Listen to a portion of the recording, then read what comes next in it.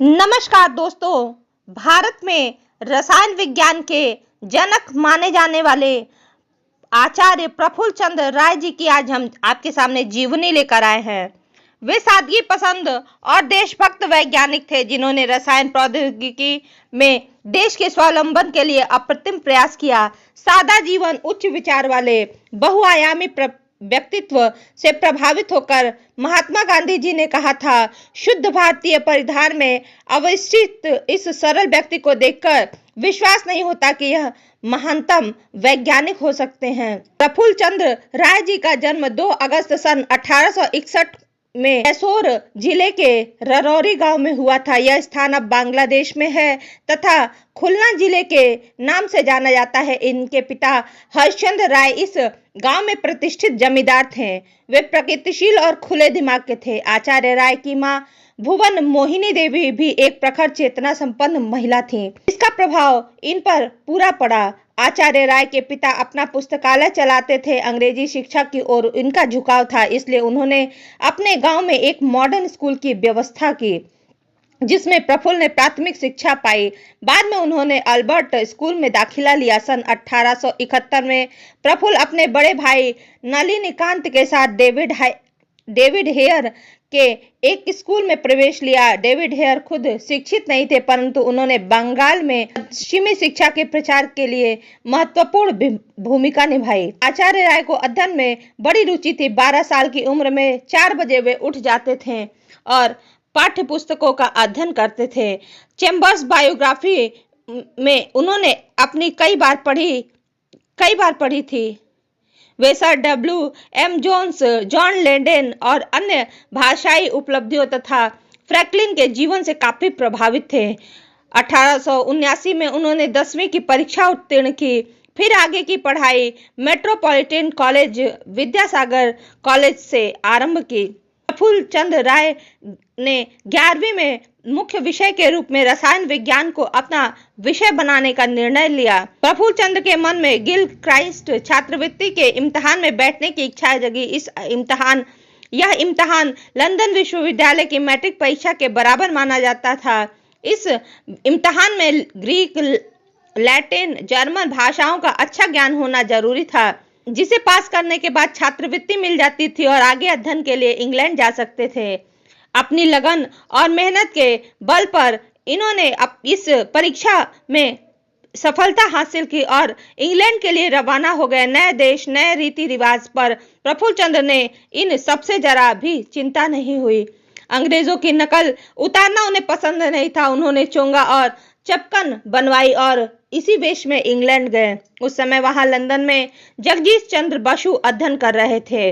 राय और बसु में परस्पर मित्रता हो गई। प्रफुल्ल चंद्र राय को एडिनबर्ग विश्वविद्यालय में अध्ययन करना तो विज्ञान की पढ़ाई के लिए मशहूर था। सन 1885 में उन्होंने PhD का शोध कार्य पूरा किया। तदनंतर 1887 में ताम्र और मैग्नीशियम समूह के कॉन्जुगेटेड सल्फेटों के बारे में उन्होंने अध्ययन किया।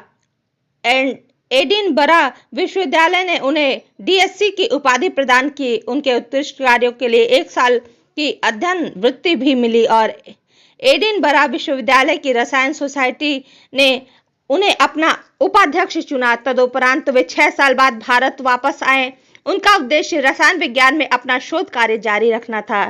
अगस्त 1888 से जून 1889 के बीच लगभग 1 साल तक डॉक्टर राय को नौकरी नहीं मिली। उस समय उनका समय घर पर ही व्यतीत हुआ। उन्होंने रसायन और वनस्पति विज्ञान की पुस्तकों का अध्ययन किया। 1989 में प्रेसिडेंट कॉलेज में 250 रुपए मासिक वेतन पर रसायन विज्ञान के सहायक प्रोफेसर पद पर उन्हें नियुक्ति मिली।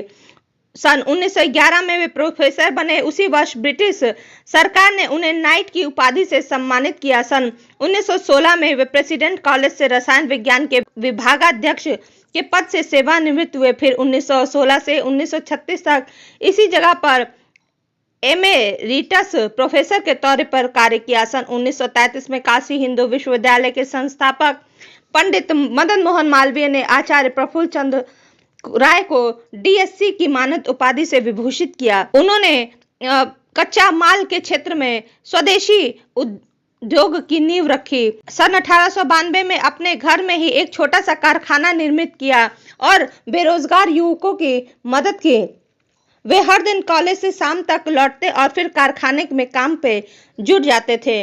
उन्होंने देसी सामग्री की मदद से औषधियों का निर्माण शुरू किया और एक बड़े कारखाने का उसे स्वरूप ग्रहण किया। आज वह Bengal chemicals and pharmaceutical work के नाम से प्रसिद्ध है। उनके द्वारा स्थापित स्वदेशी उद्योगों में सौदेपुर में गंधक से तेजाब बनाने का कारखाना, Calcutta parts works, Bengal enamel works और स्टीम नेगेटिवेशन प्रमुख हैं। 1922 के बंगाल के अकाल के दौरान राय की अविस्मरणीय भूमिका रही। मैनचेस्टर गार्डियन के एक संवाददाता ने लिखा कि इन परिस्थितियों में रसायन विज्ञान के एक प्रोफेसर पीएससी राय सामने आए। उन्होंने चूक को सुधारने के लिए देशवासियों से आह्वान किया।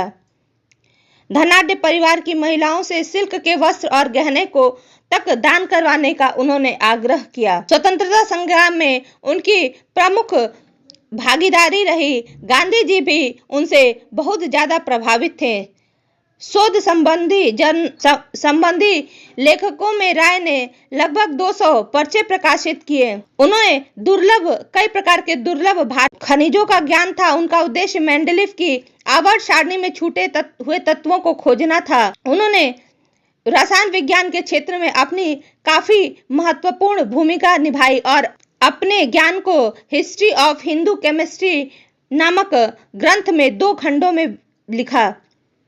सन 1902 में पहला खंड और दूसरा 1908 में प्रकाशित हुआ। उन्होंने सिंपल जूलॉजी नामक पुस्तक लिखी, जिनके लिए उन्होंने जीव विज्ञान की मानक पुस्तकें पढ़ी और चिड़ियाघरों और संग्रहालयों का स्वयं दौरा किया।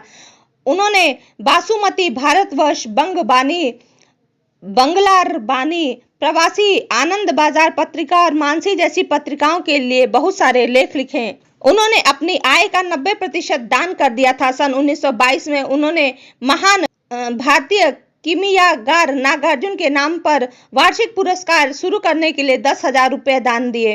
1936 में उन्होंने आशुतोष मुखर्जी के नाम पर भी एक शोध पुरस्कार शुरू करने के लिए 10,000 रुपये दिए। कलकत्ता विश्वविद्यालय को उन्होंने रसायन विज्ञान के विस्तार और विकास के लिए 1,80,000 रुपये अनुदान दिए। 16 जून 1944 को कलकत्ता में इनका देहावसान हो गया। उनके बारे में London school of science London के प्रोफेसर F.D. डोनाल्ड ने लिखा कि सर पीसी राय जीवन भर केवल एक संकीर्ण दायरे में बंधे नहीं बल्कि प्रयोगशाला विशेषज्ञ बनकर नहीं रहे। अपने देश की तरक्की और आत्मनिर्भरता हमेशा उनके लिए आदर्श रहे।